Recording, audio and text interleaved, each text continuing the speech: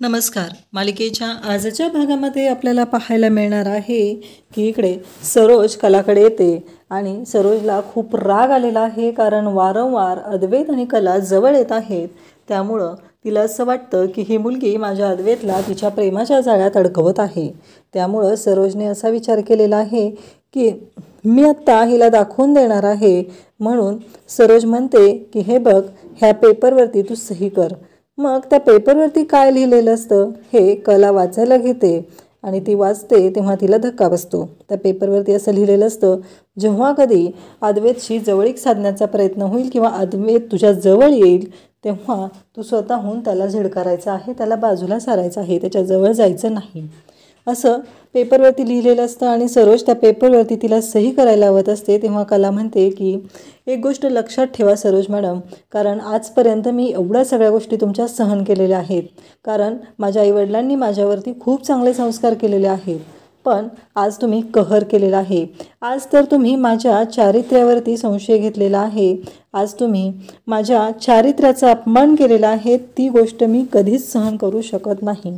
या भाषेमध्ये कला सरोजला सांगत असते आणि कला डायरेक्टली स्पष्टपणे बोलते. त्यामुळं सरोजची तर बोलतीच बंद होते. त्यानंतर आपल्याला पाहायला मिळतं की कला हे सर्व बोलते आणि त्यानंतर सरोज तिथून निघून जाते. तर कला आणि अद्वैत हॉलमध्ये झोपलेले असतात. अद्वैतही खाली आलेला आहे. ह्या गोष्टीचा कलाला खूप राग आलेला असतो. कलाचं असं म्हणणं असतं की आता तू कशाला खाली आलेला आहेस, कारण तुला माहिती आहे ना, तू जर इथं आला तर सरोज मॅडम किंवा घरातलं कोणीतरी येईल आणि मला ते ओरडेल. त्यामुळं मी तुला काय सांगते लक्षात येते का, तू जा इथून. अद्वैतला ती सांगत असते, पण अद्वैत काही ऐकत नसतो. अद्वैत म्हणत असतो की ओरडू दे, कळू दे तुला पण, असं म्हणत तो मुद्दामच खाली थांबलेला असतो. कला मात्र त्याला समजवायचा प्रयत्न करत असते आणि जेव्हा कला तिथे त्याच्याजवळ जात असते आणि त्या क्षणी नेमकं असं घडतं ते म्हणजे कला तिथे पाय घसरतो तिचा आणि अद्वैतच्या अंगावरती पडते. त्यावेळेस मात्र नेमकी सरोज तिथे येते आणि सरोज या दोघांचा आवाज ऐकून तिथं आलेली असते. आणि या सगळ्या गोष्टींमुळं सरोजला एक गोष्ट कळते, ती म्हणजे अद्वैत आणि कला एकमेकांच्या जवळ येऊ लागलेले आहेत. याच गोष्टीचा सरोजला खूप त्रास होत असतो. सरोजला ही गोष्ट सहनच होत नसते.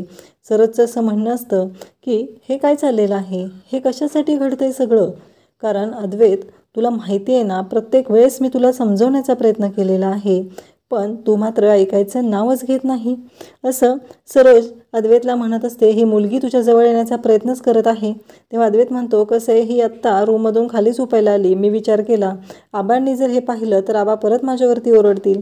तेव्हा कला म्हणते की मी काही केलेलं नाही आहे, तू मला वाटेल ते बोललास, मला वाटलं बाहेर झोपावं, कारण तुझी रूम आहे म्हणून तू प्रत्येक वेळेस आरेरावी करत असतो, म्हणून मी हॉलमध्ये झोपायला आली. आणि मगाशी आबा तुला ओरडले, त्यात तुझी चूक होती, माझी काही चूक नव्हती.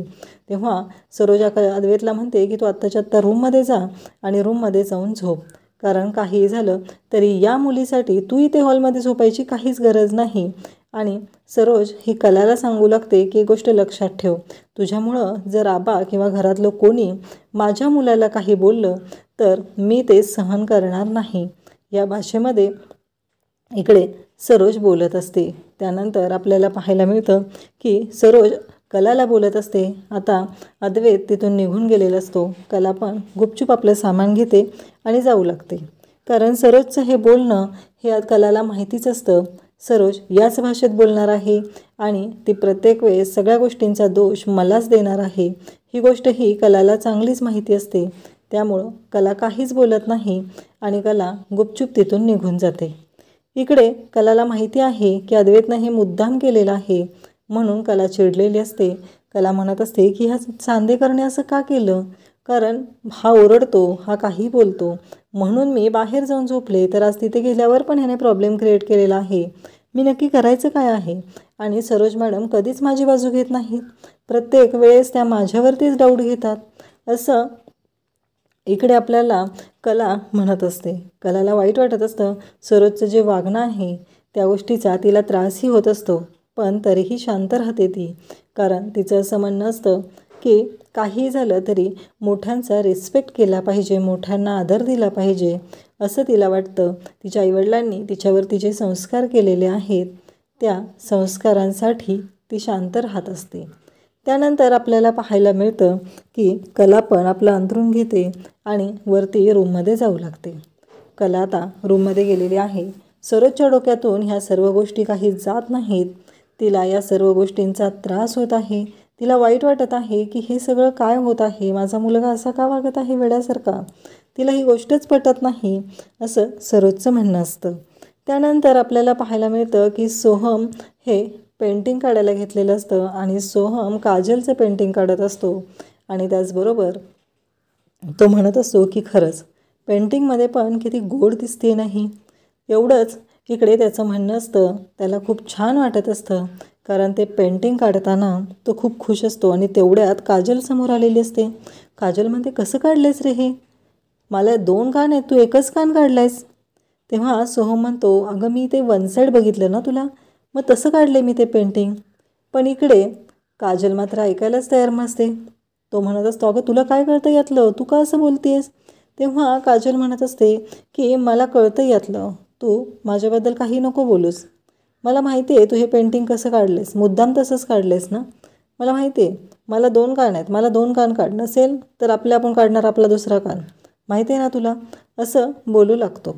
त्यानंतर आपल्याला पाहायला मिळतं की सोहम तिला समजवण्याचा प्रयत्न करत असतो, पण काजल मात्र ऐकतच नसते. ती म्हणत असते, अरे बघ माझं नाक काय इतकं मोठं आहे का, तो इतकं मोठं नाक काढलं आहे.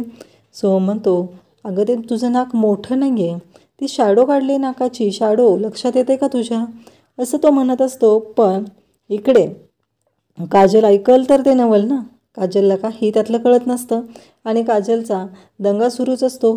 तू असंच केलेलं आहे, तू तसंच केलेलं आहे, हे ओरडत काजल बोलत असते. त्यावेळेस सोहम तिला समजवत असतो, तिला म्हणत असतो की अगं ऐकून तरी घे तू एकदा तरी. पण काजल ऐकायलाच तयार नसते. ती म्हणते, शॅडो तर सगळ्या शरीराला असते, पूर्ण पेंटिंगची शॅडो दिसली पाहिजे, तू माझ्या नाकाची फक्त शॅडो का काढलेली आहे, असं म्हणत ती सोहमशी वाद घालत असते. सोहम मात्र हसत असतो आणि नंतर म्हणतो, अगं बास बास, पण ती त्याला मारायला लागते. त्यावेळेस सोहम म्हणतो की काय चाललं आहे हे सगळं, अगं मी काढलं आहे पेंटिंग आणि ते पेंटिंग आहे, तुला असं पेंटिंगमधलं कुठे काय कळतं, असं म्हणत तो तिची समजूत घालू लागतो. आणि तेवढ्यात ती त्याला धक्का देते, तो बेडवरती पडतो आणि त्याच्या लक्षात येतं, बापरे ही तर आता पेंटिंगमधून पण बाहेर यायला लागली, दिवसभर मला त्रास देते ती देते, आता रात्री पण त्रास द्यायला येते, ही गोष्ट आता सोहमच्या लक्षात येते. इकडे आता कला रूममध्ये आलेली असते. कला अद्वैतला बोलू लागते. ती अद्वैतला म्हणते, काय गरज होती चांदेकर तू असं करायची, सांग ना का असं केलंस तू, असं म्हणत ती अद्वैतला जाब विचारू लागते. तेव्हा अद्वैत म्हणतो, मी काय केलेलं आहे, जे काय केलेलं आहेस ते सगळं तू केलेलं आहेस, तुझ्यामुळेच हे सगळं घडलेलं आहे. कला म्हणते, अरे चांदेकर तुझ्या लक्षात येते का, तू सरोज मॅडमना मुद्दाम असं का सांगितलंस. तेव्हा चांदेकर म्हणजे अद्वैत म्हणतो की तू कशी मागाशी आबांना माझी चाहडी केलेली, त्यांच्याकडे कंप्लेंट केलेलीस, आबा मला कसे रागवलेस, मग टीट फॉर टॅट केलं आहे, मी वेगळं कुठं काय केलं आहे, तुला तसंच पाहिजे ना. तर असं म्हटल्यानंतर इकडे चांदेकर हसत असतो आणि कला मात्र रडकुंडीला आलेली असते. तिचं असं म्हणणं असतं की तू का सांगितलं, वेड्यासारखं का वागतो, एवढे मोठे मोठे डील तू क्रॅक करत असतो आणि अचानक असा जेव्हा वागतो ना तेव्हा मला कळतच नाही आहे. त्यावेळेस इकडे अद्वैत म्हणतो की म्हणजे काय म्हणायचं आहे तुला. तेव्हा कला म्हणते, जर का ही गोष्ट जेव्हा त्या स्वामीनाथन यांना कळेल ना तेव्हा कळेल की हा अद्वैत चांदेकर किती बालिश आहे. तसं म्हटल्यानंतर अद्वैत म्हणतो, त्याचा काय संबंध आहे, तू माझ्याशी जसं वागलीस तसंच मी तुझ्याशी वागलेलो आहे, मी वेगळं कुठं काय केलेलं आहे, असं म्हणत तो स्वतःची बाजू घेत असतो. तेव्हा कला म्हणते की चांदेकर जरा अति होते आहे, सकाळी तू मला वाटेल तसं बोललास आणि आत्ता मी खाली झोपायला गेले तेव्हा पण तू मला शांत झोपू दिलं नाहीस, तेव्हाही तिथे येऊन गोंधळ घातलास आणि वरून सरोज मॅडम मलाच रागवल्या माझी काही चूक नसताना. अद्वैतला मात्र अगदी लहान मुलांसारखा खूप आनंद झालेला असतो. त्याचं असं म्हणणं असतं की जे काय झालेलं आहे ते मस्तच झालेलं आहे, कारण तू प्रत्येक वेळेस माझ्याशी चुकीचंच वागत असते, मग आई तुला रागवणारच ना, बरं झालं आई तुला रागवली ते, असं तो म्हणू लागतो. त्यावेळेस कला म्हणत असते, अरे चांदेकर असं काय करतोयस तू. पण कलाचं अद्वैतला काही ऐकून घ्यायचं नसतं. शेवटी कलाला काही झोप येत नसते. कला म्हणते की तुझ्यामुळे मला आता झोप पण येत नाही आहे. अद्वैत म्हणतो, मला पण येत नाही आहे. मग अद्वैत उठतो आणि तिथला लॅपटॉप उचलून घेतो आणि लॅपटॉपवरती काम करत बसतो. तेव्हा कला उठते. कलाला शब्दकोडं मिळालेलं असतं आणि ते शब्दकोडं सोडवत कला बसलेली असते. अद्वैत तिच्याकडे पाहत असतो. अद्वैतला छान वाटत असतं, कारण कला आता शब्दकोडं सोडत बसणार आहे. मला पण तिथे जायचं आहे असं अद्वैतचं म्हणणं असतं. पण आत्ता जर मी स्वतःहून तिथं गेलो तर ही आत्यागो मला नक्कीच त्रास देणार. पुन्हा मला म्हणणार की तू बघ कसा आलास माझ्याजवळ. त्यावेळेस अद्वैत म्हणतो नाही, मला असं करून नाही चालणार. आणि मग तो म्हणतो बघूया, ही मोठ्याने बोलली तर बघता येईल काय करायचं आहे ते, असं त्याचं चाललेलं असतं. मग कला आता शब्दकोडं सोडवायला घेते. तर पहिला शब्द असतो तो म्हणजे ज्याच्यात खूप काही लिहिलेलं असतं पण ते दिसत नसतं. तो शब्द लिहायचा असतो. 2 अक्षरी शब्द असतो. कला विचार करू लागते. अद्वैत ही विचार करू लागतो. कला म्हणते भाग्य. तेव्हा अद्वैत तिकडून बोलतो आणि कला म्हणते भाग्य म्हटलं, शब्दकोड्याचं उत्तर आहे ते, असं अद्वैतला सांगते. त्यानंतर पुढचे शब्द काय आहेत असं म्हणत अद्वैत पण कलाच्या जवळ येऊ लागतो आणि कलाशी बोलत असतो. अगदी तिथूनच बेडवरती सरकून कलाच्या जवळ आलेला असतो. कला बेडला टेकून बसलेली असते आणि तिथे अद्वैत जवळ येऊन तिला बोलत असतो आणि म्हणत असतो पुढचा शब्द सांग. तेव्हा कला म्हणते पुढचा शब्द असा आहे, तो म्हणजे जो नाकावर बसतो आणि तुमचे कान कापतो. तेव्हा अद्वैत म्हणतो त्याचं उत्तर सोपं आहे, 2 अक्षरी आहे ना. तेव्हा कला म्हणते की हो 2 अक्षरी. त्यावेळेस अद्वैत म्हणतो तूच कला. त्यावेळेस कला म्हणते हा जोक होता का? नाही, हा जोक होता का ते सांग. तेव्हा कला तसं म्हणताबरोबर अद्वैतला लगेचच कला म्हणल्याबरोबर अद्वैत म्हणतो की काय. तेव्हा अद्वैत म्हणतो हो हस आता. तेव्हा कला म्हणते भारीच की, बरोबर आहे. मग ते दोघंजण विचार करू लागतात त्याचं उत्तर काय आहे. च वरून उत्तर हवं आहे असं जेव्हा कळतं तेव्हा कला म्हणते की चष्मा. अद्वैत आणि कला या दोघांनी बरोबर उत्तर शोधून काढलेलं असतं आणि दोघंही या प्रश्नाचं उत्तर शोधल्यामुळं खुश झालेले असतात. त्याचबरोबर कला पुढचा शब्द काय आहे, अद्वैत आणि कला दोघांनाही उत्सुकता लागलेली असते. दोघंही मनापासून ते शब्दकोडं सोडवत असतात आणि त्या शब्दकोड्यातले जे प्रश्न असतात ते ऐकून त्यांना खूपच आनंद होत असतो.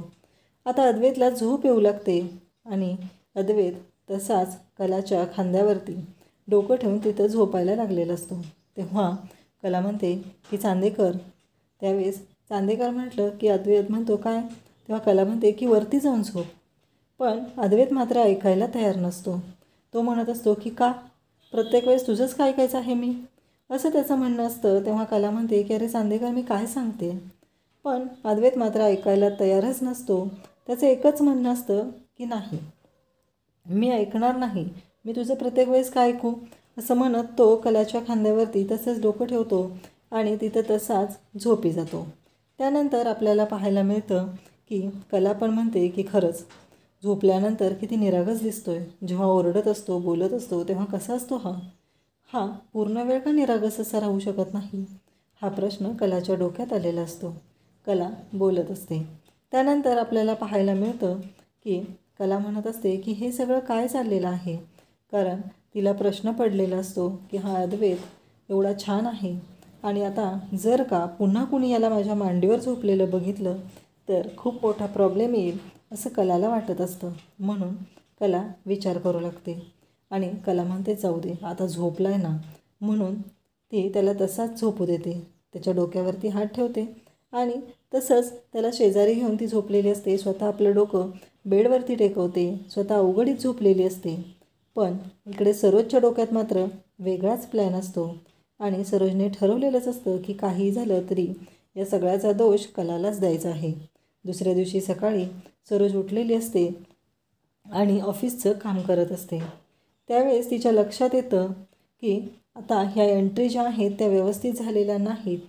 म्हणून तिने म्हणते की मी किती वेळा सांगितलेलं होतं, पण ह्या एंट्रीज अशाच का केलेल्या असतात, हा प्रश्न तिला पडलेला असतो. म्हणून तिने म्हणते की आता मला अद्वैतला जाऊन विचारलं पाहिजे, अद्वैतच मला व्यवस्थित सांगेल, कारण मी स्टाफला तर इतक्या वेळा सांगितलेलं होतं पण त्यांनी काही मला त्या गोष्टी व्यवस्थित सांगितल्या नाहीत.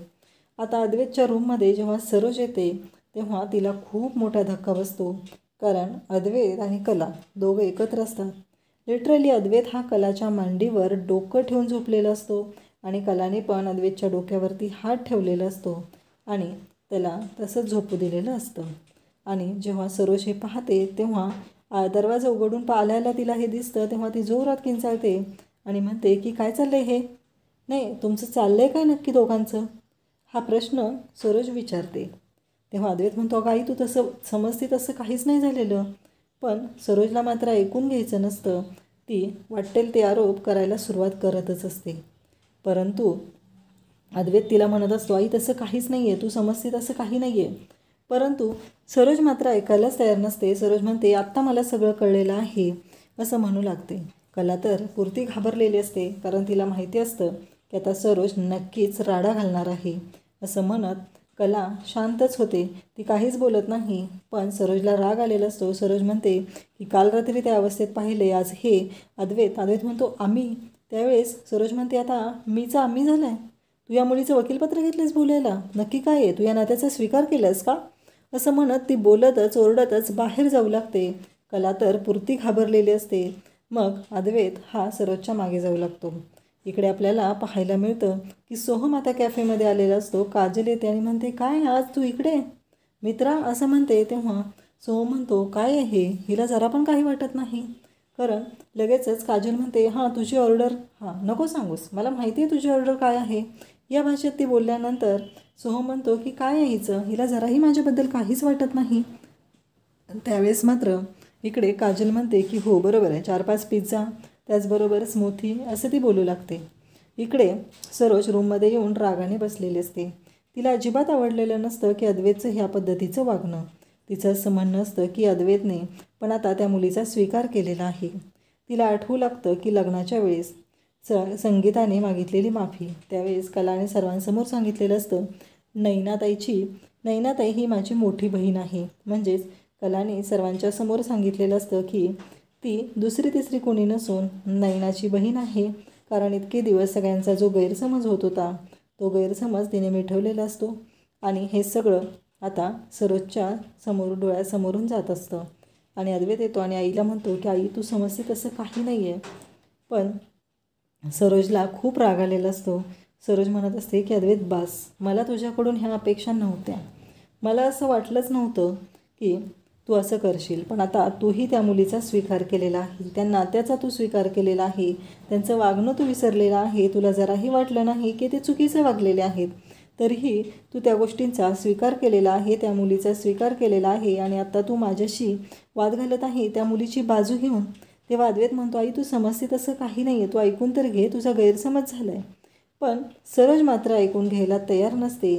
ती म्हणत असते की नाही, जे काही तू केलेलं आहे ते पूर्णपणे चुकीचं आहे, कारण मला तुझ्याकडून ही अपेक्षा नव्हती, असं सरोजचं म्हणणं असतं. परंतु अद्वैत म्हणत असतो की आई तू चुकीचा विचार करते, असं काहीच नाही आहे जे तुला परंतु सरोज म्हणत असते की नाही, तू असंच केलेलं आहे आणि तुझ्या डोक्यात हेच सुरू आहे, तू माझा विश्वासघात केलेला आहे, असं सरोज म्हणत असते. त्यानंतर आपल्याला पाहायला मिळतं की आता उद्याच्या भागामध्ये सरोजने एक लेटर लिहिलेलं आहे, एका पेपरवरती लिहिलेलं आहे की त्या पेपरवरती असं लिहिलेलं असतं की काही कारणास्तव अद्वैत आणि माझ्यामध्ये जवळीक निर्माण होण्याचा प्रयत्न झाला किंवा अद्वैत माझ्याशी जवळीक निर्माण करण्यासाठी माझ्या जवळ आला तर मी त्याच्यापासून दूर जाईल. त्यावेळेस कलाला त्या पेपरवरती सरोज सही करायला सांगत असते. परंतु कला म्हणते की सरोज मॅडम बास झालं, इतक्या दिवस तुम्ही सगळेजण माझ्याशी चुकीचं वागलात, मी ते सहन केलं, पण यापुढं मी कोणतीच गोष्ट सहन करणार नाही. कारण तुम्ही माझ्या आईबाबांच्या संस्काराचा अंत पाहिलेला आहे. आता तुम्ही माझ्या चारित्र्याचा अपमान करत आहात, तर मी ते कधीच सहन करणार नाही, एवढं लक्षात ठेवा. कलाला खूप राग आलेला असतो आणि कला त्याच रागाने सरोजशी बोलत असते. तिला सांगत असते की तुम्ही चुकीचे आहात, तुम्ही चुकीचा विचार करत आहात, कारण या पद्धतीनं तुम्ही माझ्या चारित्र्यावर शिंतोडे उडवू शकत नाही किंवा माझ्याशी चुकीच्या पद्धतीनं वागू शकत नाही. हे सगळं कला बोलत असते आणि सरोज मात्र शांतच झालेली असते, कारण कलाचं रूप तिने आज पाहिलेलं असतं. कला कोणत्या भाषेत बोलू शकते हे तिला आज पहिल्यांदा कळलेलं असतं. तर आता सरोजची बोलती कलाने बंद केलेली आहे आणि आपल्या चारित्र्याचा अपमान करणाऱ्या सरोजला तिची लायकी दाखवलेली आहे. अशाच अपडेटसाठी चॅनलला सबस्क्राईब करा. थँक्यू.